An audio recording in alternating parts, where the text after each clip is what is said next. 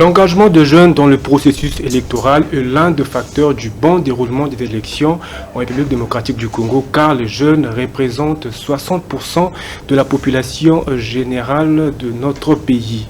Alors, comme nous le savons, les élections générales auront lieu dans notre pays au mois de décembre de cette année. Alors, cette jeunesse est-elle impliquée dans ce processus? Donc, c'est ce que nous allons découvrir avec mon invité, à qui je demande de se présenter. Bon, merci pour la parole, monsieur Jonathan. Je m'appelle Balenza Nathan. Je suis fiscaliste de formation, je suis libre penseur, assistant parlementaire et aussi j'ai plusieurs facettes autres que vous pourriez découvrir durant toute l'émission. Alors, plutôt moi, c'est Monsieur Isaac. Monsieur Isaac. Merci bien. Alors, Monsieur Nathan. Okay. Alors, le thème d'aujourd'hui, vous le savez, nous allons parler de la jeunesse, donc des enjeux de la jeunesse face à ce processus électoral. Alors, comme nous le savons, nous avons vu, la CENI avait lancé le processus d'enrôlement des électeurs depuis le 24 décembre de l'année passée. Et nous avons vu une grande implication de la jeunesse, de jeunes, notamment par des flyers qui incitent la population et tout, un enrôlement massif. Alors cela prouve, qu'est-ce que cela présage qu'il y aura un grand nombre de candidatures de jeunes dans ce processus, d'élection. Alors, vous, en tant qu'analyste, pouvez-vous nous dire que c'est une bonne chose ou, selon vous, vous pensez que cela ne fera pas avancer le pays? Non, je pense que c'est une très bonne chose que la jeunesse s'implique dans ce processus, ou carrément pour les prochaines élections, parce que nous sommes sans ignorer que le président de la République, d'ailleurs, a tenu récemment à parler avec la jeunesse. Et c'est lui qui a carrément mis la puce à l'oreille pour demander à ce que la jeunesse se mobilise pour faire avancer les choses. Et comment faire avancer les choses quand on n'est pas dans des milieux où on sait trouver les décisions, on sait avoir un pouvoir pour un avancement. Alors moi je pense que c'est une bonne initiative des jeunes, mais seulement j'aimerais pas non plus que ça soit juste pour faire joli, pour faire beau, mais que les jeunes soient convaincus de cette démarche, qu'ils y mettent de la volonté, tout en sachant que la politique, il faut beaucoup de sacrifices, il faut beaucoup de patience, parce que la politique est un investissement où on peut réussir à court terme, à moyen, tout comme à long terme. S'il faut venir juste pour passer ces élections le 20 décembre 2023 et ensuite aller vaquer à autre chose, je ne serai pas partant pour cette jeunesse-là. Mais si c'est une jeunesse qui vient carrément pour se dire, vas-y, maintenant, c'est à nous de marquer l'histoire, parce que le pays, vous savez, ça va faire 63 ans que le pays est indépendant et libre. Alors, ceux qui ont eu à diriger ce pays, il y a cela 63 ans, s'ils étaient majeurs et jeunes, ils avaient peut-être 24, 25, jusqu'à 27, 30 ans. Donc, au jour d'aujourd'hui, s'il faut faire le calcul, ils sont assez vieux. La génération après, c'est la même chose. Et là, nous sommes juste derrière certains grands frères,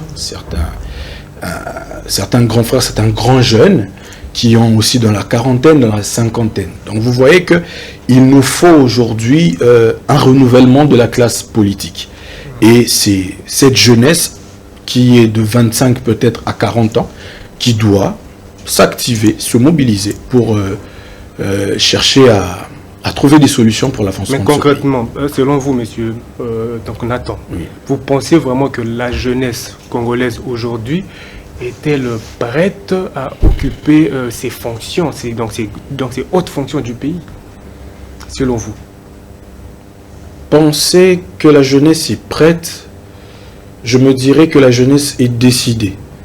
Savoir qu'elle est prête, ce sera dans les actions, dans les actes. On ne peut pas se mettre là à se dire que la jeunesse n'est pas prête pendant que Lumumba a été Premier ministre. Il n'a pas eu une très forte expérience bien avant. Être prêt ou prête, c'est dans les actes. Moi, je crois en la jeunesse. Je crois fortement à la jeunesse. Vous savez, il y a quelque chose qui me dérange. C'est que dans toute chose dans cette société, quand ça concerne ce qui est loisir, quand ça concerne ce qui est banal ou je ne sais pas moi quoi, on fait toujours appel à la jeunesse. C'est à la jeunesse de s'occuper de ça. Le loisir, c'est à la jeunesse de s'occuper de tout ce qui... Quand il faut faire du bruit, quand il faut... C'est la jeunesse. Mais quand il faut prendre les décisions, on a tendance à dire que non, la jeunesse doit rester un peu en dehors de ça. C'est les vieux, l'expérience qui doit primer. Non. Je pense que l'expérience s'acquiert dans l'apprentissage. Pour avoir de l'expérience, il faut apprendre. Mais tant qu'il faut mettre les jeunes de côté et ne pas vouloir passer le flambeau ou carrément ne pas vouloir apprendre à cette jeunesse-là qu'ici on marche comme ça et là-bas on marche comme ça, cette jeunesse ne sera pas prête. Je pense que c'est déjà un bon début pour la jeunesse. Le fait de se décider. Voilà pourquoi je reviens sur mes mots en disant c'est bien bon de se décider, mais il ne faut pas se décider juste pour faire joli. Juste pour créer ce qu'on dit aujourd'hui un buzz. Juste pour que dans ton quartier, dans ton avenue, dans ta commune, on t'appelle honorable.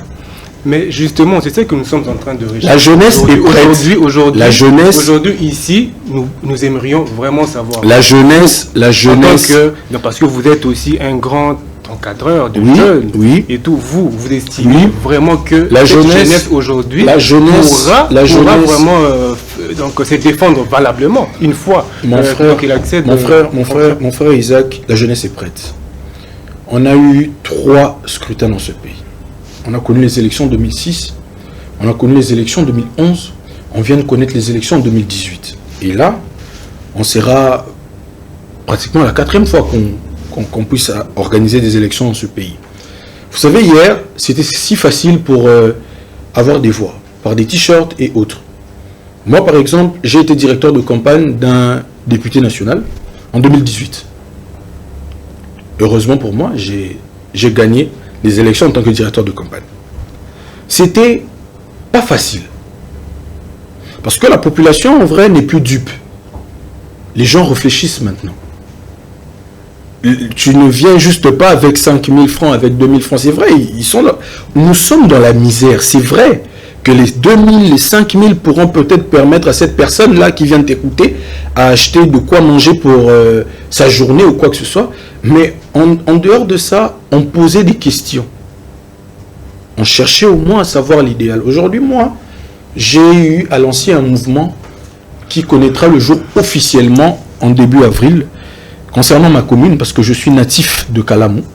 Le mouvement s'appelle Kalamou Yassika. Je regroupe beaucoup de jeunes, des jeunes majeurs, parce que c'est un aspect important. Ils ont 17-18 ans, et des grands jeunes. On discute pratiquement chaque fin de semaine, on a un endroit où on se retrouve pour discuter, pour voir comment faire pour essayer de redorer l'image de notre commune, parce qu'aujourd'hui, hier, Kalamou était une commune en qui les gens, les habitants de Kalamou étaient fiers de représenter, mais aujourd'hui, quand vous parlez de Kalamou à qui que ce soit, on voit Koulouna, on voit vagabondage, on voit, et ça réduit cette grande commune historique Kassa. Vous voyez un peu? Et avec certains grands jeunes aussi, avec les jeunes de notre génération, même avec les petits, on essaye de réfléchir, on essaye de poser des actes, on essaye de mener beaucoup d'actions allant dans le sens de redynamiser un peu ce côté-là, de créer aux jeunes cet éveil de conscience. Se dire que c'est vrai, je peux devenir Koulouna aujourd'hui, je peux tuer 2, 3, 4, 5 personnes, mais en gros, c'est quoi mon avenir? C'est vrai aujourd'hui, je vais donner un exemple très banal. On a eu organisé dernièrement des salons dans nos différentes avenues. Vous allez voir un jeune, tu lui demandes, viens mon frère, viens, on va mettre la main dans la pâte. Il dit, mais il faut de l'argent. Pendant que tu as des amis qui ne restent pas forcément à Matongé ou à Yolo. qui reste peut-être à Bandal, qui reste peut-être à Mbinza, qui reste peut-être dans d'autres coins de la ville. Et que si chez toi, l'accès devient difficile, ces personnes-là ne sauront pas venir te voir, que tu sois endeuillé ou encore que tu fasses une manifestation festive, pourquoi volontairement tu ne peux pas te lever un matin pour prendre ta pelle ou je ne sais pas moi quoi, essayer de curer, ne serait-ce que devant chez toi?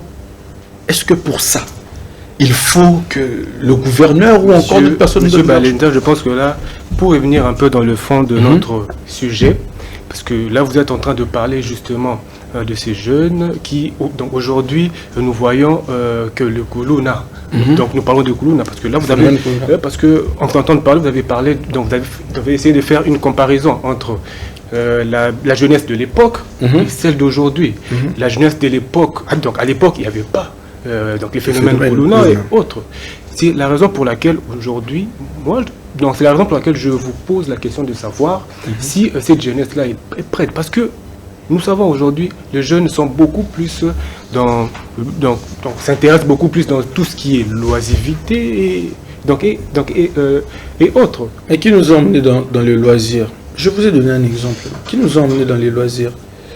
Le sort de la jeunesse aujourd'hui est fruit de la gouvernance. Pour juger la jeunesse, alors on doit revenir un peu plus en arrière. Cette jeunesse-là qui n'avait pas connu toutes ces réalités que nous connaissons aujourd'hui, cette jeunesse-là a eu à bénéficier d'une bonne gouvernance aussi. Cette jeunesse-là a eu à être encouragée à aller à l'école parce qu'il y avait des infrastructures qui pouvaient permettre à cette jeunesse-là d'avoir une très bonne formation. Aujourd'hui, on en est où? Il est temps pour que nous, au moins, ceux qui font partie de cette jeunesse-là, nous qui sommes allés à l'école, nous qui ne connaissons peut-être pas tout, mais qui avons un minimum de connaissances, que nous nous rencontrons, que nous nous mettons autour d'une table et que nous essayons de tirer ceux qui sont au plus bas, de conscientiser nos propres frères, nos propres semblables qui sont dans ces problèmes-là, qui sont victimes de ces réalités-là. Nous ne devons juste pas voir le pouvoir comme tel. En fait, parce que le vrai problème, c'est que la jeunesse est prête à assumer un pouvoir. Mais tout commence par un. Et ce point-là, ce premier point-là, pour qu'on vous l'accorde, c'est cette jeunesse-là aussi qui est abandonnée à son propre sort. Quand vous dites que la comparaison, les autres ne connaissaient pas le phénomène Koulouna, mais moi j'ai parlé avec plusieurs, je vous dis, je suis natif de Kalam, je suis né à Yolo, j'ai grandi à Matongé. Depuis que je suis né jusqu'à aujourd'hui, ça va faire à peine 2 ans que j'ai déménagé de Matongé. Donc je connais toutes les réalités. Ces jeunes-là qui sont Koulouna, c'est nos amis avec qui nous avons fait les premiers pas à l'école. Mais par insuffisance peut-être. Un papa qui est fonctionnaire, qui a du mal à rassembler le bout en fin du mois. Par insuffisance, il ne sait pas comment payer les frais de ses enfants et autres. Et ces enfants-là se rébellent et ainsi de suite. Ce sont des faits palpables. Alors, cette jeunesse-là, aujourd'hui, est abandonnée à son propre sort. Pas parce qu'elle le veut, pas parce qu'elle a voulu de ça. On n'est pas venu au monde pour nous dire que nous serons la jeunesse la plus pire ou encore la jeunesse la plus moindre de toutes les jeunesses possibles en RDC. Non. On a eu à bénéficier d'une mauvaise peut-être foi, si je peux me permettre, d'une mauvaise foi de ceux qui devaient nous encadrer. Et aujourd'hui, nous nous retrouvons là. Voilà pourquoi il y a au moins ceux qui sont conscients, qui se disent, vas-y, c'est maintenant. Et c'est maintenant qu'il faut agir. Mais c'est vrai, c'est maintenant qu'il faut agir, et c'est maintenant. Mais concrètement, aujourd'hui, donc en t'entendant parler, je sens aussi votre inquiétude. Je sens que vous dites que donc cette jeunesse, je sens que dans vos propos que donc la jeunesse n'est pas encore vraiment prête, parce que vous avez parlé, donc vous avez énuméré tout un tas de problèmes. Mais comment pouvez-vous dire, puisque ces problèmes-là ne sont pas encore résolus, parce que la jeunesse a été abandonnée à son triste sort. Monsieur Isaac, permettez-moi. Pardon, monsieur Nathan, que je finisse un peu donc ma question. Alors, comment cette jeunesse-là, que vous estimez n'est pas... Donc, cette jeunesse qui connaît beaucoup de problèmes, cette jeunesse-là peut aujourd'hui se dire prêt à diriger le pays? Comment? Monsieur Isaac, on a un Premier ministre qui a accédé, il était jeune. Il est d'ailleurs jeune jusqu'aujourd'hui. On a des membres au gouvernement qui sont jeunes. Ok? On a aujourd'hui, voire même par ordonnance, il y a eu des nominations des bourgmestres et vice-bourgmestres jeunes. Je salue un ami à moi avec qui j'ai eu à faire mon école primaire au complexe scolaire Monseigneur Moquet, Finesse Massombo, qui se retrouve aujourd'hui bourgmestre de la commune de Kassavoubou. Ça veut dire qu'il y a une volonté de la part de la jeunesse de bien faire. La jeunesse est prête. Mais seulement c'est tout un système qui a été instauré depuis plusieurs années. Ok. On ne peut pas arriver juste parce que nous sommes jeunes et tout casser.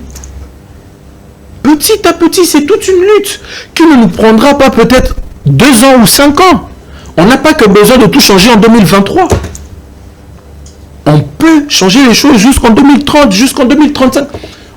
Une lutte. Le problème avec certains jeunes, c'est que nous voulons tout et tout de suite. Comme je l'ai dit au départ, la politique est un investissement où on peut réussir à court terme, à moyen tout comme à long terme, tout en gardant la volonté, cette passion-là, l'amour même de ce qu'on fait et en étant patient. Mais patienter, c'est aussi agir en attendant. Voilà pourquoi la jeunesse se dit prête et commence au moins à agir en attendant que les choses changent. Alors, monsieur Nathan, nous allons un peu... donc, nous avons tous compris que, que les jeunes sont prêts. Mais puisque nous avançons, donc nous sommes presque arrivés à la fin de notre émission, nous allons un peu essayer d'aborder le deuxième angle de notre thème. Là, nous avons parlé de l'envie de gérer, mais connaissant tout ce que nous avons eu à connaître, excusez-moi la tautologie, dans notre pays, les élections de 2006, de 2011 et 2018, pour certains Congolais, ils estiment que les élections, ce n'est pas... Donc, nous n'avons pas encore connu des bonnes élections dans notre pays. Mais vous, aujourd'hui, donc vous estimez que donc les jeunes qui se déclarent candidats, peut-être, bon, qui seront futurs, parce que nous ne sommes pas encore pendant la période de campagne, ces jeunes-là seront vraiment soutenus par d'autres jeunes. Est-ce que, pour mieux formuler ma question, est-ce que les jeunes qui ont l'âge de voter seront vraiment intéressés dans ce processus? En tout cas, pour débuter, comprenez un peu, je vais prendre juste un peu plus de temps. Si ça ne dépendait que de moi, selon ma vision des choses, normalement les élections, pour qu'il ne puisse plus avoir réclamation, revendication, je ne demande pas que ce soit maintenant, que ce soit imminent, mais nous devons réfléchir ensemble pour accorder au ministère de l'Intérieur l'organisation des scrutins. Peut-être dans 5 ans, peut-être dans 10 ans. Essayons un peu de dépolitiser les organes, genre la CENI et autres. Parce que ça, personne ne trouvera satisfaction. En fin de compte. Bon, ça c'est un autre débat. Concernant la jeunesse. Parce que nous n'avons pas beaucoup de temps. Oui, concernant la jeunesse ne doit pas procéder comme toutes ces personnes que nous pointons du doigt. Les personnes que nous traitons de vieux. Ces vieux-là. C'est-à-dire la jeunesse dans leur approche vis-à-vis de leurs frères jeunes. Quand tu es jeune, tu approcheras tes soeurs et tes frères jeunes. Ne viens pas en disant que vas-y, t-shirt, polo, Essayons maintenant de nous conscientiser entre nous Et je pense que si le message passe clairement, nos frères nous soutiendront. Et voilà, Monsieur Nathan, nous avons tous compris que en étant jeune, vous avez vraiment dans cet amour-là de changer les choses, surtout dans le chef de la jeunesse. Alors, Monsieur Nathan, nous sommes arrivés à la fin de cette émission. C'était rapide, parce que nous n'avons que 20 minutes, et nous vous remercions d'être venus. Merci. Et de répondre à cette invitation, nous pensons que ça ne sera pas la dernière fois. Je suis disponible quand ça concerne l'idéal que je représente, je viendrai. Alors, quel peut être votre mot de la fin? Comme mot de la fin, j'aimerais dire à la jeunesse, certes, on ne va pas réinventer la roue, parce que tout a déjà été pratiquement fait, mais seulement nous pouvons faire mieux. Et seulement dans l'unité, dans le sérieux, dans l'amour de ce qu'on veut faire, et soyons patients, tout ira bien. Soyons patients, le jeune, je pense que le message est passé. Et à tous les téléspectateurs qui nous ont suivis, nous vous disons merci et bonne suite des programmes sur Arc-en-Ciel Télévision. Au revoir.